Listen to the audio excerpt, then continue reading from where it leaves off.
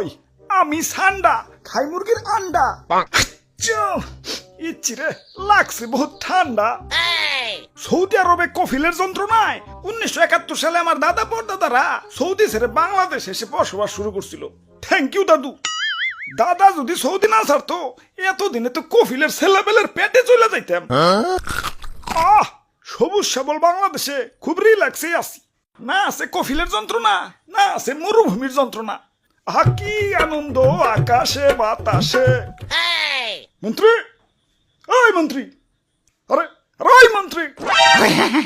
জি জি হুজুর। সারাদিন টিকটক দেখ লইব, রাত সবার কাম করবো কেঠা? তোমার জেঠা? আরে হুজুর দেখেন না, নেট দুনিয়া তো পুরাই ঠান্ডাময়। আপনি তো পুরাই ভাইরাল হয়ে গেছেন। নেটে ঢুকলেই খালি আপনার ছবি। কি কো তাই নাকি? কিরে ফোন দিল কারা? হ্যালো, কে? ও সময় টিভি ইন্টারভিউ দিতে হইব। বাহ ভালোই তো। আচ্ছা ঠিক আছে। আবার কারা? হ্যালো, কে? নিউজ 420 কি? আপনার চ্যানেলও ইন্টারভিউ দিতে হইব? আচ্ছা আচ্ছা ঠিক আছে। হ্যালো, না না না ইন্টারভিউ দিতে পারব না, ব্যস্ত আছি। হাই হাই, ও নো, এই ফোনের উপরে ফোন আইতাছে। ধুর, ভাইরাল হয়ে যন্ত্রণায় আছি, ফোনের পর ফোন। এই বাঙালি নিউজ রিপোর্টারকে কি খাইয়া দেয় কোনো কাম নাই। কেউ ভাইরাল হইলি হয়, ওরে নিয়ে নিউজ বানাইতে বানাইতে জগা খিচুড়ি বানাই দেয়। মানুষে পাত দিয়েও সারা পারে না, ওইটাও নিউজ হয়ে যায়। সবাই খালি নিউজ রিপোর্টাররা না, ইউটিউবাররাও।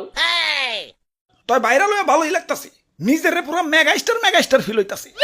সাকিব খান রে ফোন দিয়ে ক বরবাদ টুতে যেন আমারে রাখে। আরে হুজুর, খবর কিছু রাখেন। বরবাদ টুতে আপনারা রাখবো, নিশ্চয় রাখবো।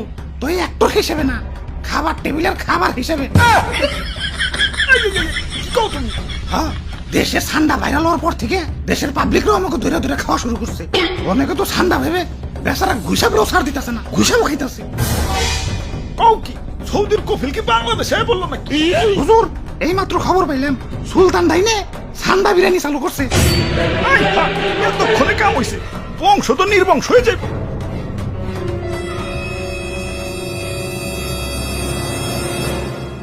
না অনেক হয়েছে, আর না, এর একটা বিহিত করুনি লাগবো। মন্ত্রী, আমার সৈন্যদের প্রস্তুত করো, যা যা আছে সব কিছু নিয়ে এয়ারপোর্টে হাজির হও। দেশ ছেড়ে পলাই তুইব। গুইসাপ, তোমরাও চলো, যে দেশে ইন্টারনেট নাই ওই দেশে যাবো।